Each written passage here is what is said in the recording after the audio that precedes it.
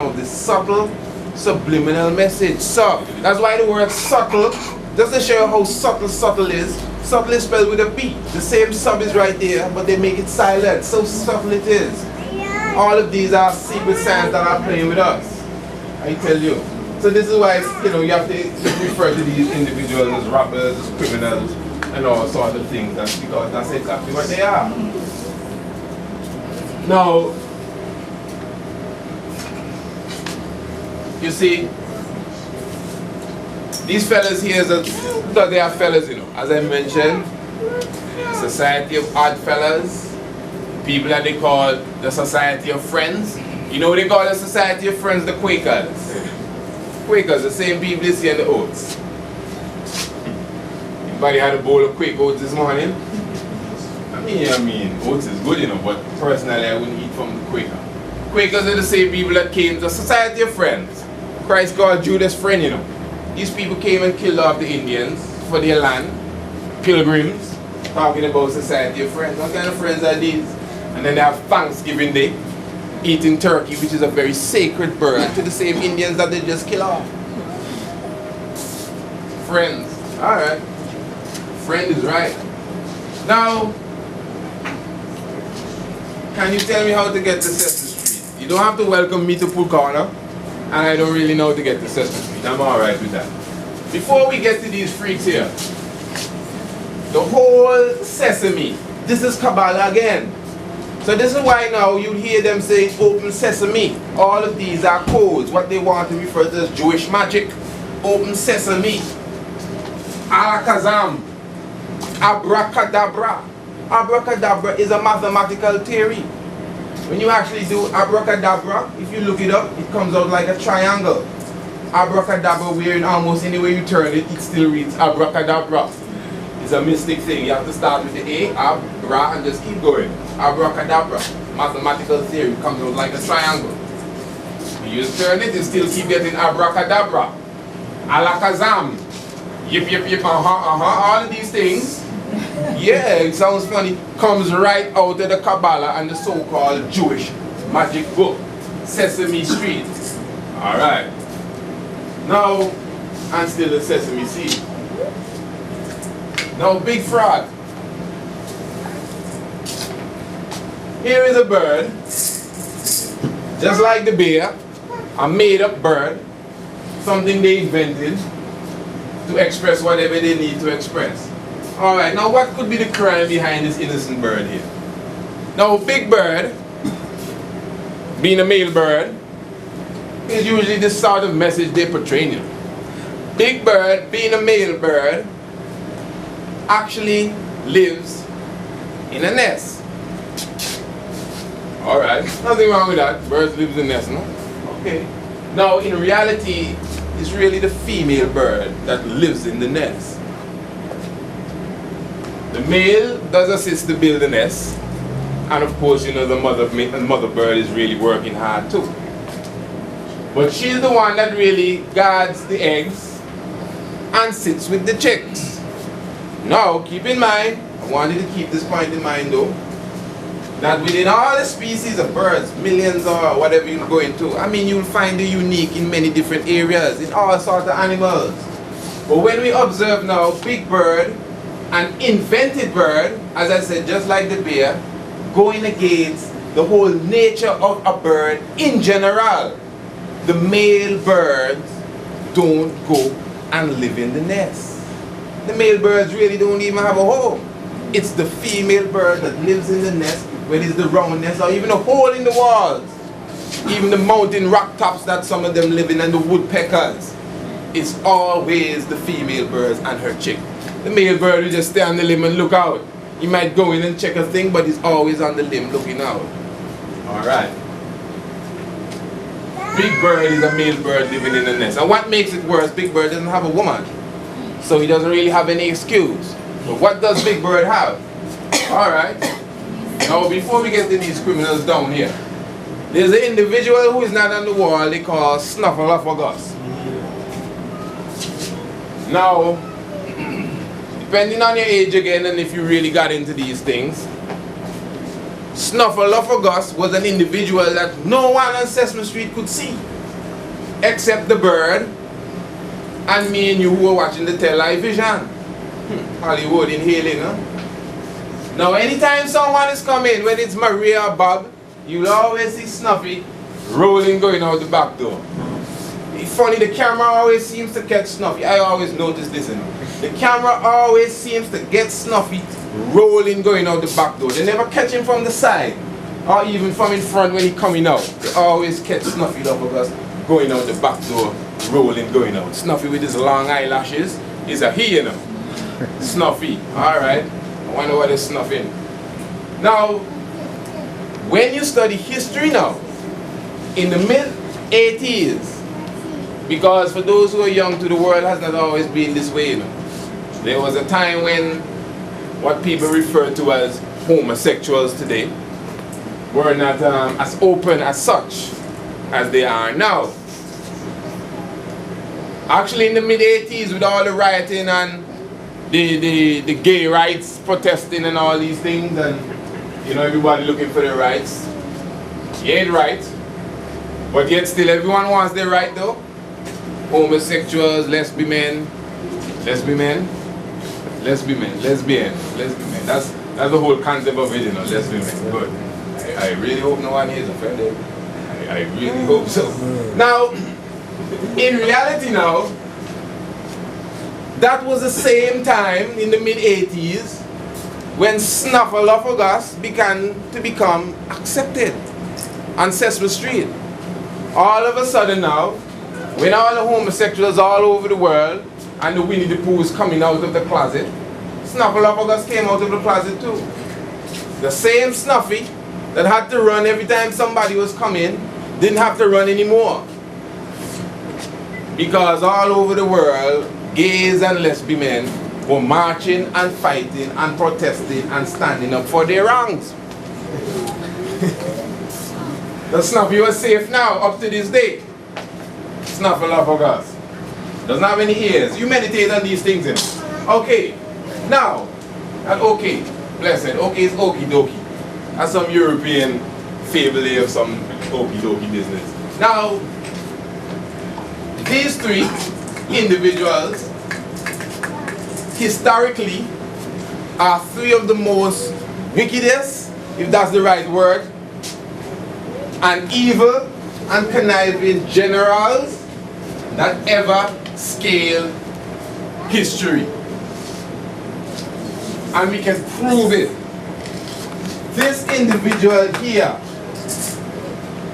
is a general known as Part3, Napoleon's general.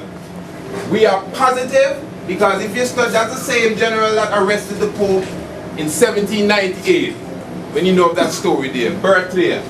Now Part3 was actually a student of the House of Wizard. The House of Wizard, like Merlin. Now, one of the outstanding characteristics of a wizard is his pointed hat, or symbolically his cone head. This is why you see the movie Coneheads. The Coneheads appear to be so intelligent than Aykroyd and these ones. That's why Bert would appear to be a little more brilliant than Ernie, although the situation never seems to leave him that way. Yet still now, this cone head is the symbol of the pyramid head. That's why you see all the Buddha statues in Indonesia and these ones, you see them have the pyramid head.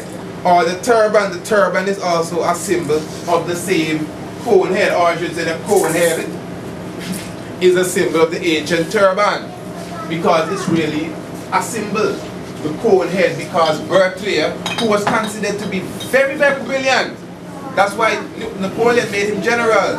He was very brilliant because he was actually a wizard. That's him. Now, in the war with Ethiopia,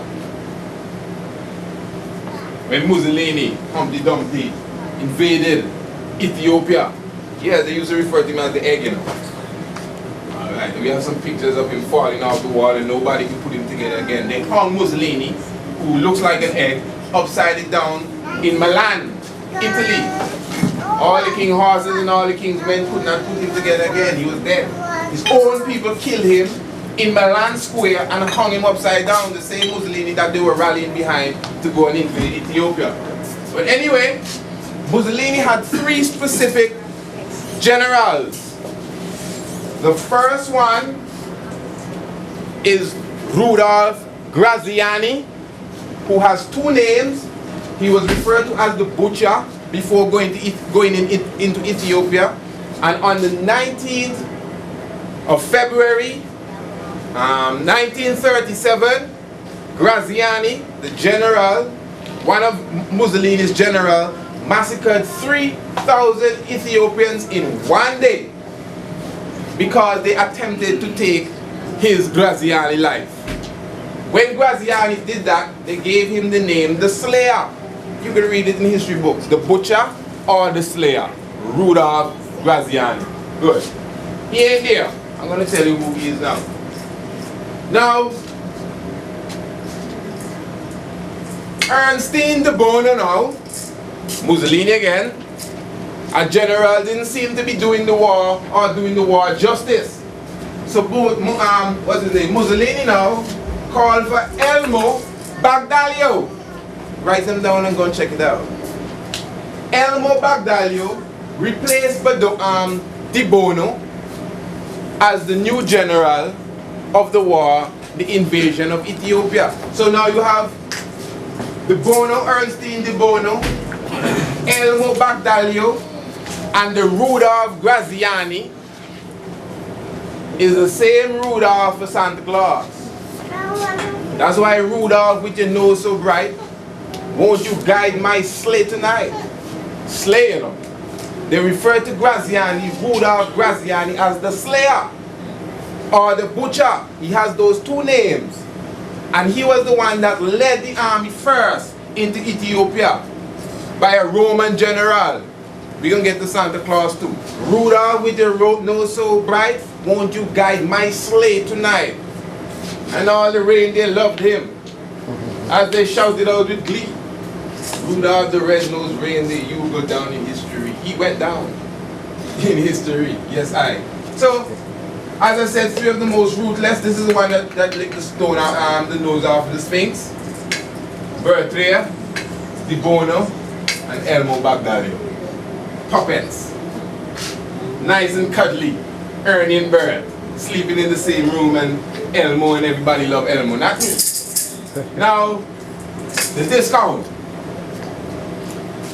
Count Dracula.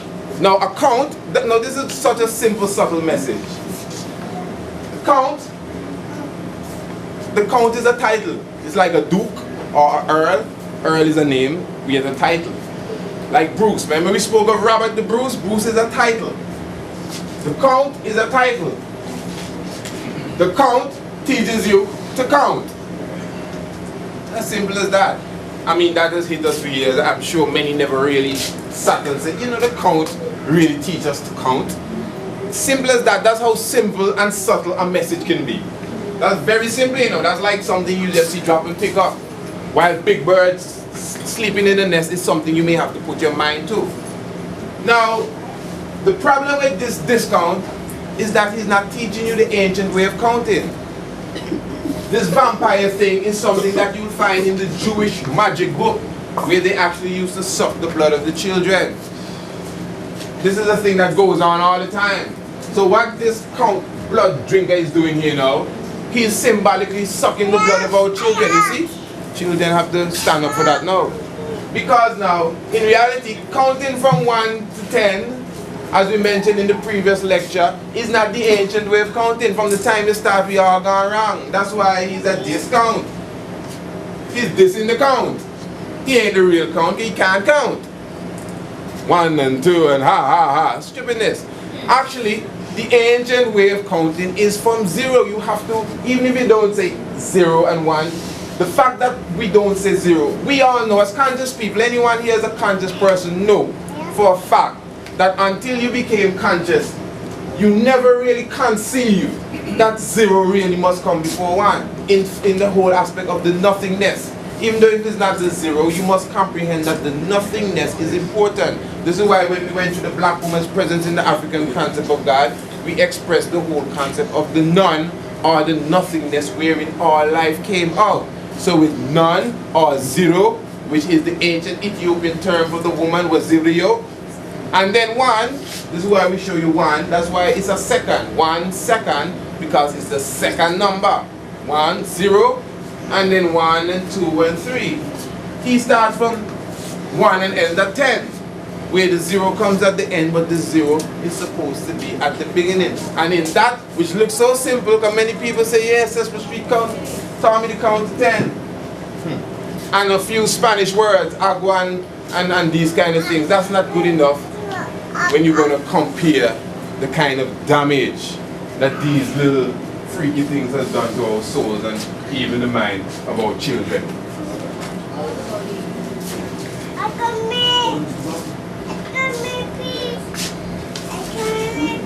Very, very sick, you know. Just previous night, looking at an X-rated film with him. Yeah, Cartoon Network I talking about, you know. Yeah, I consider that X-rated very much. This is why them fellas' pants are always dropping off. He and Patrick the Crab playing mommy and daddy. Yeah, Patrick the Starfish. The crab is the one that has a whale for a daughter. That's how you go, right? Mm-hmm. Right.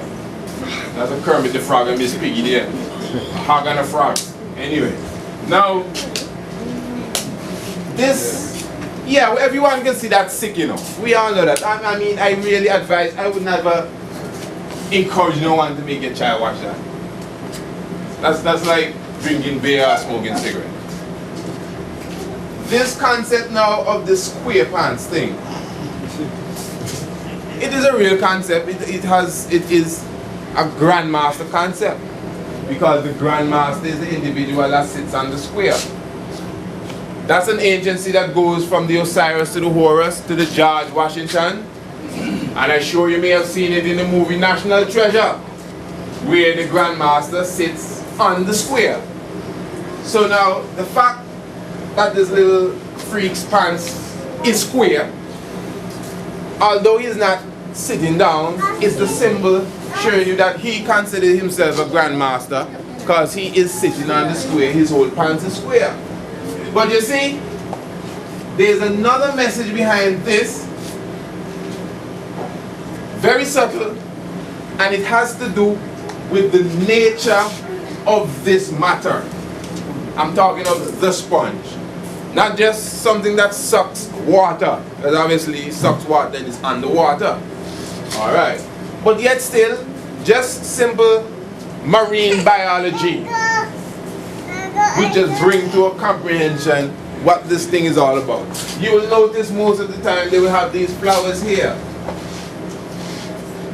because what we would refer to as coral reef today, that hard coral reef, being itself just like the evergreen pine tree, some of them thousands of years old. We call the coral reef just like the stone is alive. The coral reef has such a mystic metamorphosis that it came from a vegetable state to the state of hard coral. We see that with trees, you know. There are a lot of trees that turn to stone. A lot of the stones that we see are trees. That's where you get the term petrified. When somebody says, wow, I was petrified, you turn to stone. Petrified, that's why you get the term Peter. Peter means rock. Petrified, I've seen wood turn to stone. Wherein this happens in nature all the time. So now actually, that's why a lot of people, when they go down into like the Florida Keys and Bermuda, a lot of people dive to the bottom of the ocean to cut sponge from the bottom of the ocean. And even sometimes when you go to the beach, you would actually see the sponge washing away on the shore or even floating in the water. What's going on here? This sponge itself now is actually what you may call a midway point between the plant stage and the coral stage. So in other words, the spongy stage is actually the middle stage or an immature stage of the coral. So the sponge itself has not matured. The sponge is still immature. And this is why, for anyone who really observed this cartoon, anytime SpongeBob, Sponge Robert, or Bob is short for Robert, let's look into who Robert is. Bobby. This is why, when one number you see, now this is it. That is exactly true. I mean, I think we had that same reasoning. That is exactly right. That's why most people with English have dyslexia. Or I should say most people that have dyslexia speak English. Because Bob, how on earth would Bob be short for Robert? And Bill be short for William, and yet still you have Will. That is real confusion to the mind. That's why people that have dyslexia are most people that speak English. And to actually reverse it, they teach them other ancient languages like Chinese. Chinese literally reverse dyslexia. Just to show you, it's really a mind disease, and it's just the way that we talk and the way they teach us to talk in this mixed up language. Give thanks to the wisdom of the youth out of the mouth of babes and suckling. So Bobby now, as I said, immature. This is why when Bobby comes out of the water, for those who watch it, he always comes out as a puppet. They never show you this being here coming out of the water and he's still a cartoon. When he comes out of the water, he changes to a puppet, showing you subtly and subliminally that when the sponge emerges out of the water, it is supposed to be a different being from the sponge to the coral. So, although now, and this is very important, because many of the cartoons they show today, this is why I like to specialize in these old things, not this, the other old things, because a lot of these things today, especially the movies that people think are so esoteric, they're just showing you these things so you can see. So when you see all of them pulling down their pants on the TV, don't get confused. They have other messages deeper than that. That is just to take you off track. So you can say, oh, look at that, that's so sick. But there's something deeper than that. So he'll keep dropping his pants. But are we going to take time to comprehend why is it when he comes out the water, he's no longer a cartoon? He turns to a puppet because he's in an immature state right there as a sponge. And the time is moving on, so we definitely good. Now, this ex-con here, he is an ex-con. He was taken out of jail by so-called Emperor Constantine, drinking Coca-Cola. Alright, seeing who we can go and manipulate all across the world. Now, that individual there, this is the subtle message again. You know, you grow up Santa Claus, and then when you reach this stage in life, somehow something hits you that Santa Claus is not real. All of this is a subtle message again. Santa Claus is as real as anyone in here. This is a real man, and I consider him very real. He's dead now, but he's real. I mean, they call him Satanic. That's somebody, you know. Ain't no make-up, nothing. That's an individual who has a birthday time, a mother and a father, and he had things that he did. Saint Nicholas of Myre, Turkey. Turkey is between Asia and Europe. They say it sits on the border between Asia and Europe. Turkey. Santa Claus is Saint Nicholas. Of course, you know they became a saint after they died. That's their tradition. It's alright, leave them with it. Now, I mean, the scripture says, I shall give them teachers and apostles and all sorts of things for the quickening of the saints. Now, what kind of saints are going to quicken? Not dead people. Living saints. Saints are living people. You can't be, but it's alright. If they're going to, you know, make people saints when they die, leave that with them. That's their tradition. Now, this individual, the part that this individual played is very important, because we always speak of the Nicene Council of Bishops, 325 AD. As we mentioned in the previous lecture, there are other councils too, from Ephesus and Anatolia and Crete, many different councils that had a lot to do with the demolishing of the ancient order of the Creator. But now, in the Nicene Council of Bishops, remember, what took place there? It was under Emperor, so-called Emperor Constantine, the Emperor of Rome, who had this Council of Bishops wherein they gathered together to actually, what you want to call, reform the Christian order. Remember, before that, they were persecuting Christians. This is known history. But all of a sudden, when Constantine, who was actually a member of Sol Invictus, which is a sun worship society, Sol Invictus, when he came on the scene now, he specifically actually released this individual who was said to be in jail, had a council, and made that individual his chief envoy. Just look at the history. Alright, fair enough, somebody had to be his chief envoy. He represented Constantine. So if Constantine now had to go to the bathroom to visit Winnie the Pooh or somebody, Saint Nicholas would actually take over the council until he comes back. But then let us think about what really took place at this council. This is why when you read in the Bible, it talks about looking for the book of Jasper and the book of Iddu. When you read 2 Chronicles and the Kings, you read them thoroughly. You can't just give you chapter and verse for everything. Go and read the book. It always tells you, refer to the book of Jasper, refer to the book of Iddu, refer to the Acts of Solomon, refer to the book of Nathan, refer to the book of the God of War. None of these books are in the Bible, but yet still the Bible is telling you to refer to the books. Where are these books? Where did these books go? Now, over a period of time, these books, like other books, have been taken right out of the manuscript. Now, this is why I say now, even at these councils, the whole concept of the Christ figure was changed. Not just the color. For years there are people wrestling over color, and this color is not just color, it goes beyond color. This is why I'm not in no fight with anyone and Jesus being black, And say Jesus don't have no color. I agree that. That's Michelangelo's painting there. Yeah, you don't look like you have any color to me. I look at Michelangelo's painting of Jesus. Yes, that's Jesus, because before that there wasn't any Jesus really, and that's nothing. That's no religious statement again. This is just facts. Jesus, G-E-Z-U-Z, was the name of the first slave ship that brought slaves to the West in 1517. You write it down. Sailed by John Hawkins to Virginia. That's the name of the ship. That's the first time people start to hear this name as such. Wherein the name now, Iesus Christus, the same Jesse Jesus, was actually the name of the individual was changed.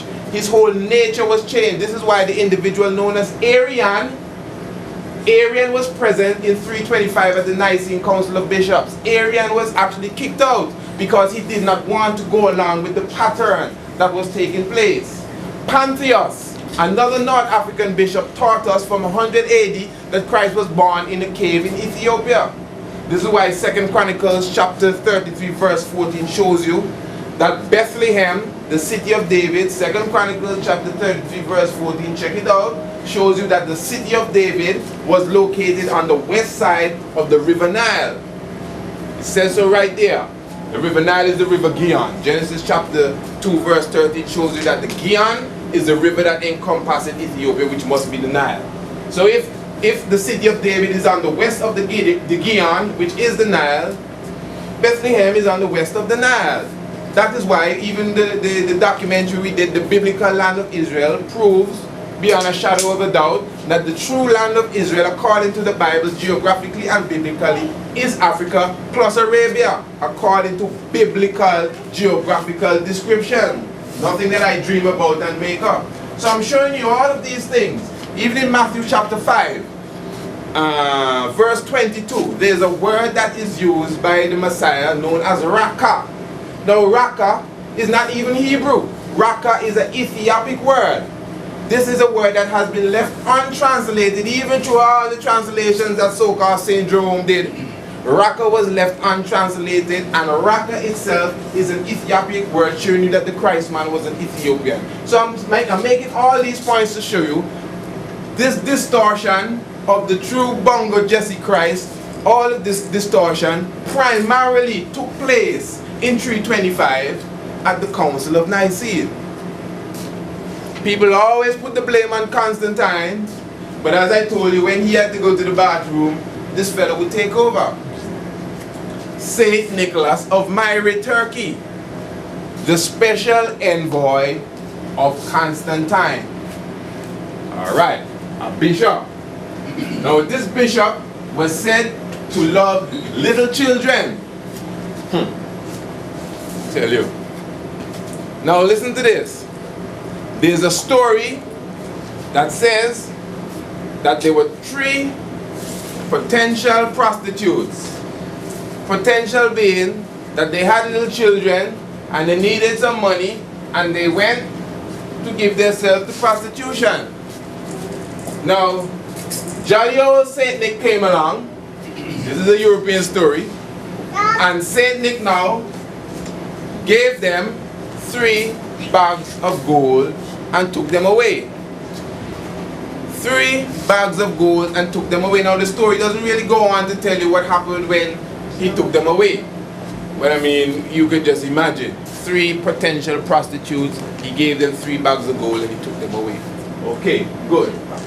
This is why when Santa Claus comes through on the 25th or the 24th day of December, he's always looking for these same 3 prostitutes.